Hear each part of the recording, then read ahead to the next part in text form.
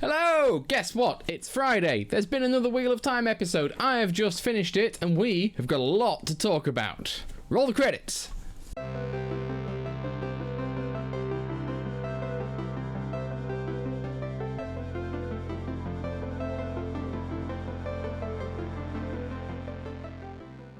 So, it's been a whole week already. I've had a bit of time off to actually take it easy rather than trying to throw a video out every single day. And here we are, 7 days later. I'm back to talk about episode 5 of the Wheel of Time, Damane. And what an episode we have just had. I mean, this is just going to be a stream of consciousness right now. I'm just going to talk and talk and talk, and it's going to come out however it comes out. But it was brilliant. We'll start at the beginning with the Seanchan, and that was brilliant because we got to see Falm in the background looking like this huge, well-defended city that has just fallen in no time at all to these invaders who use the One Power as a weapon. And we see there that Suroth isn't in charge. Actually, a man called Turek is, and he's a little bit pissed off with Suroth because she's been doing things that she's not supposed to, like attacking the village of Achuan's Mill, I'm going to say. I can't remember what it was, but she was attacked that village where Perrin and the Shienarans were at Ishamael's request and not at Turek's request, and she gets into a lot of trouble for that. And this is great because we get to see a lot of Seanchan politics on the go, and we get to see more about what makes them tick. And if you want to know more about what the Seanchan do and what makes them tick, please do click the link that's just appeared in the top corner up there and look at my video on it. A lot of you have done so already, but it's 5 minute explainer on the Seanchan and everything about them. So there you go. Hopefully that is of some help to you. But the plotline of the Seanchan proceeds throughout the episode, and we get to see that after a brief journey through the ways, which look a lot better this year, Liandrin, who is very much revealed to be a dark friend and a member of the Black Aja, is taking the girls to Falm, or to very close to Falm, to hand to Suroth so that they can be collared as Damane, and that almost goes according to plan, but not quite. They capture Egwene, and the other two girls get away and immediately set about coming up with a way to rescue her. Those scenes with Egwene, which we're going to see in the next episode, are going to be very, very hard to watch. Just from the preview we got at the end of the episode, I can tell that that is going to be magnificent and gutting and horrifying and amazing and awful all at the same time, and I'm here for that. I really can't wait to see it because I know how it ends, and that's okay. But if you don't know how it ends, God help you. But that was brilliant. The whole Seanchan plotline sort of in the background in this episode, but I really enjoyed what we did see. We got a lot of time with Rand and Moiraine in this episode, and immediately off the cuff, it's easy to see why she sent Lan away. My goodness me. Like, she's stabbed Lanfear, the most horrible of all the Forsaken, through the chest, slit her throat, knowing it won't kill her, knowing it will set her on them, but knowing she has a chance to get Rand out. Now, if she's got Lan there, she can't protect Lan with the One Power. He'd be, as we see, Lanfear just explodes people's heads to steal a horse, so Lan would be gone in a heartbeat. And so she's done the right thing by sending him away, and he doesn't even show up in this episode at this point. We are focused on several plot lines. We've dropped a few for this one just so that we can keep the pace up. And obviously they're running, and it shows again how cold they're making Moiraine. I say making Moiraine. Moiraine has always been this cold in the books, but it's so good to see what she's doing. She commandeers the two horses and makes the woman of the stables ride a third with them, not so she can save the woman's life. She even kills the remaining horse so that Lanfear cannot follow them. It's not to save her life, it's to send her ahead so that they can hop off, and Lanfear still thinks she's chasing 3 horses, knowing that something awful is going to happen to the woman at the end. But because she didn't do it herself, she can get away with that. And it's brutal, and it's calculated, and it's cold, and it's so very Moiraine, and it works a treat. But obviously all she's got is this escape. She's got no real idea of what to do next. She flees to Carrion, having sent Lanfear towards Tar Valon, and that buys them a day or so. But in that time, she knows full well that she can't let herself or Rand fall asleep, because out of Tel'aran'rhiod, which is confirmed as the World of Dreams, fantastic, out of Tel'aran'rhiod, Lanfear will come and walk straight into their dreams and get them there, and that terrifies her, and she's not really come up with an idea. And it takes her sister, in her younger sister, in her old age wisdom, to point out that unless she's 100% certain that Lanfear is going to kill Rand, why is she worrying? And that's where we leave the episode. She's right. She can probably trust that Lanfear wants to keep Rand alive. She's been with him for so long now that there's no reason for her to kill him. She won't kill him yet. She might make it painful. She might try and teach him a lesson, but she's going to leave him alive. And so she does. At the end, the very end of the episode, she lets Rand go to sleep. Other plot lines that are quite amazing. So Verin is on board with the mission now and is in the tower coming to see the girls. She's coming to meet the some other members of the Browns, and the Brown Asia are amazing. I love all of them. They're full of character. They are definitely bookworms. They love a bit of gossip. They love a strong drink.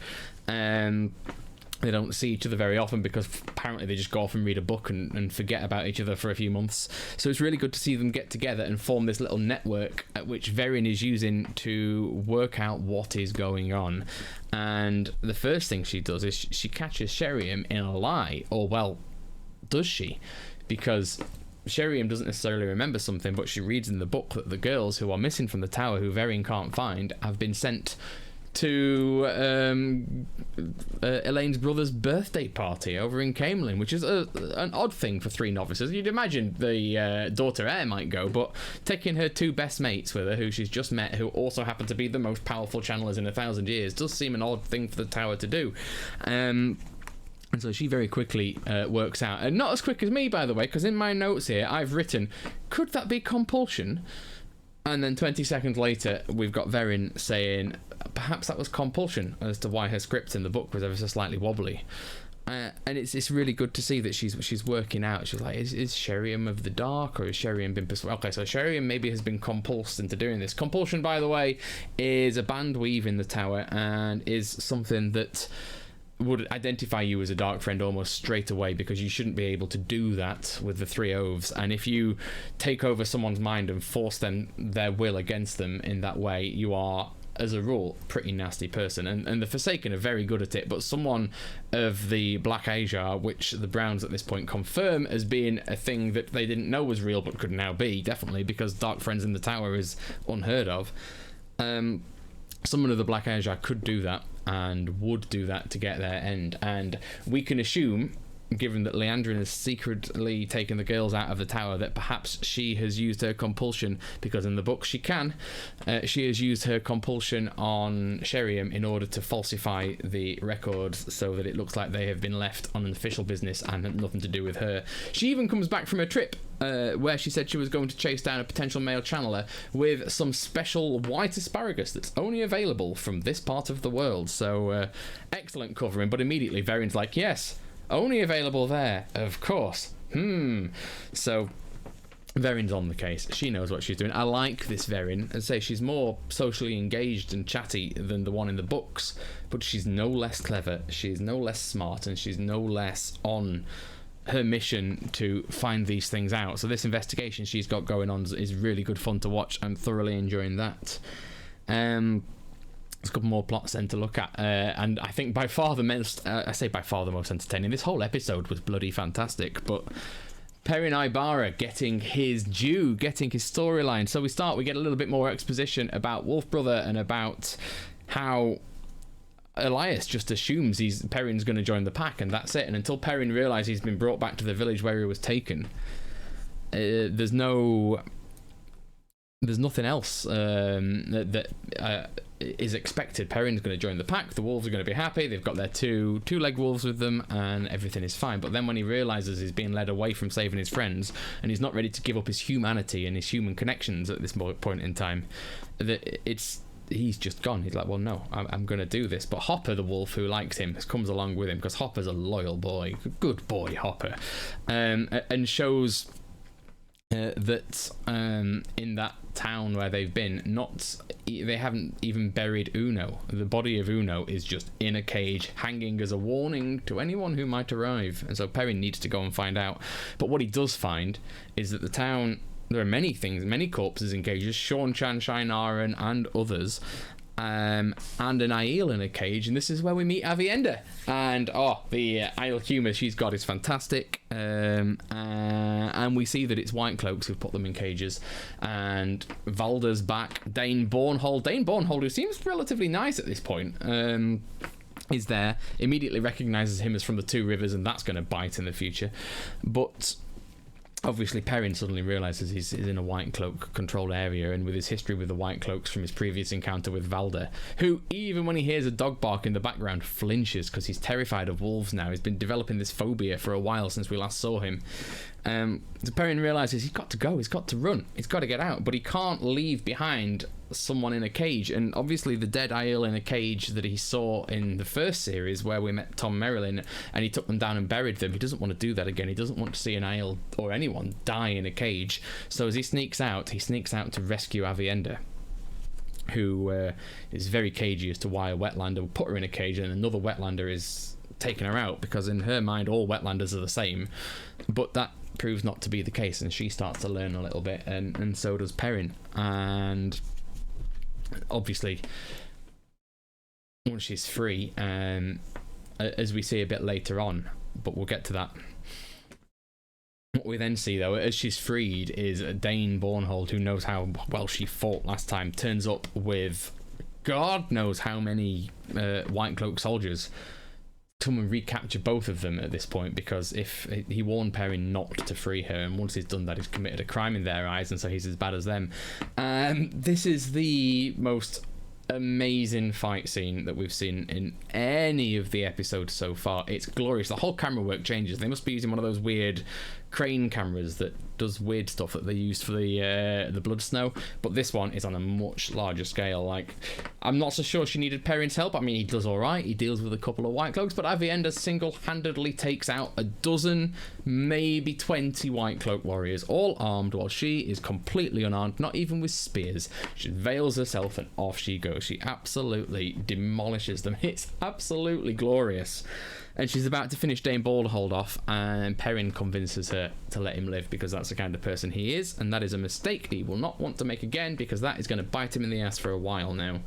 I did think for quite some time that Dane had got this really nice looking battle axe, and I thought that might become Perrin's, because he's not got his axe, and it doesn't seem right.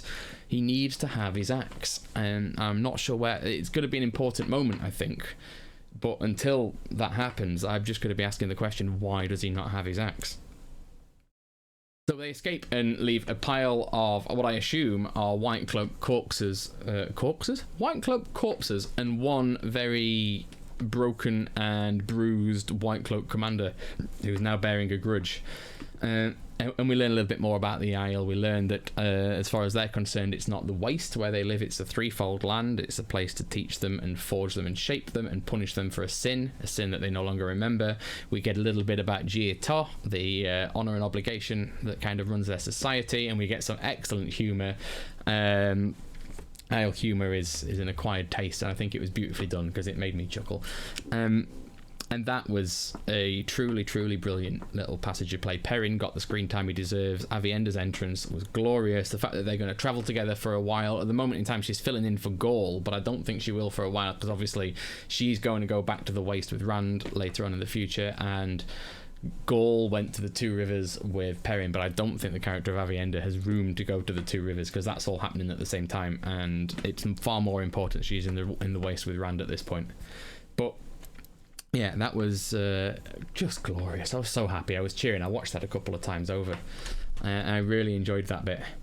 And then the last sort of bit we get is towards the end, and it takes place in the world of dreams, and it's between Lanfear and Ishamael, and it's a bit creepy really, because actually what we see is Rand sleeping in a bed, and then Ishamael get into bed and caress his face before that face flickers and fades and becomes Lanfear, and she's just playing around with the form, because you can in the world of dreams. If you've got mastery of the dream, you can pretty much do whatever you like in there. But they have a wonderful Forsaken meeting, and the books are scattered with these throughout. None of them trust each other, but they all know that they're the only other people who understand them, because they're the only other people from their time. They are people out of time by 3,000 years.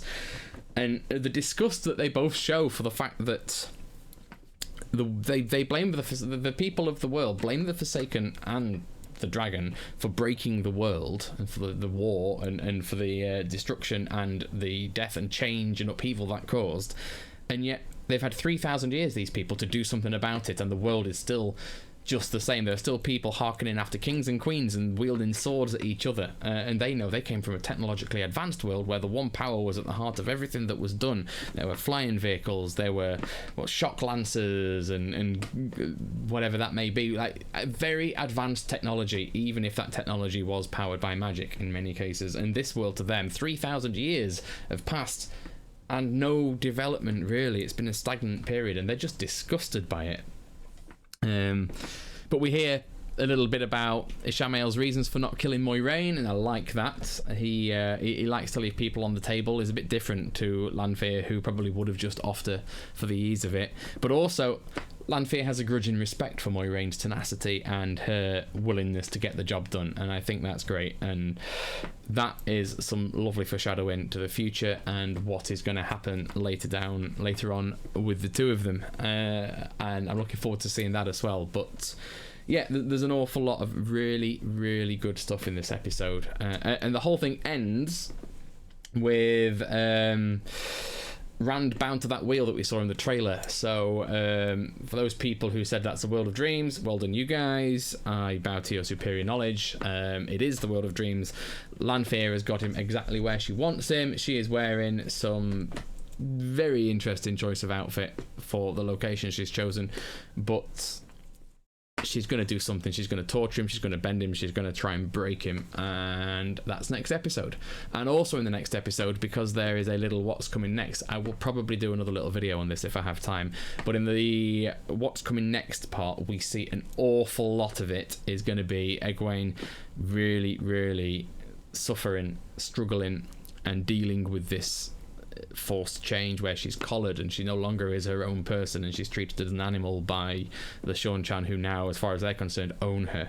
And that is going to be brutal, it's going to be hard, it's going to be fantastic, and I urge you all to watch it. So I suppose that's it for now. I really liked this episode. I thought it was fantastic. I thought that the stuff they changed is amazing. The little bits that they've kept, the meeting with Liandrin and Suroth that was brilliantly pulled from the books with a few tweaks, all of that was just glorious. I really enjoyed every part of it, and I think this one actually probably is the best one so far. So marks out of 10, 8.5 maybe. I think it's better than anything we've seen so far, really, and I absolutely adore it. I cannot wait for more. I cannot believe this is episode 5. I cannot believe there are only 3 more episodes left. I'm not prepared for there to only be 3 more episodes left. I want another 5 at least. Amazon, please, please, please, from series 3 onwards, give them 10 or 12 episodes, because there's so much they could do with this, so much more they could tell. They're showing us as much as they can already. There are bits of foreshadowing and bits of hints and joy and gifts to the fans everywhere, but we need to see more. So anyway, in the meantime, please do leave a like and subscribe. We're doing a great job of really pushing on towards our goal of 500 subscribers before the end of this or next month. Please help us out with that. Please do leave a like and a subscribe. Please share with your friends. Get this out there. And until the next one, take care. I'll see you soon.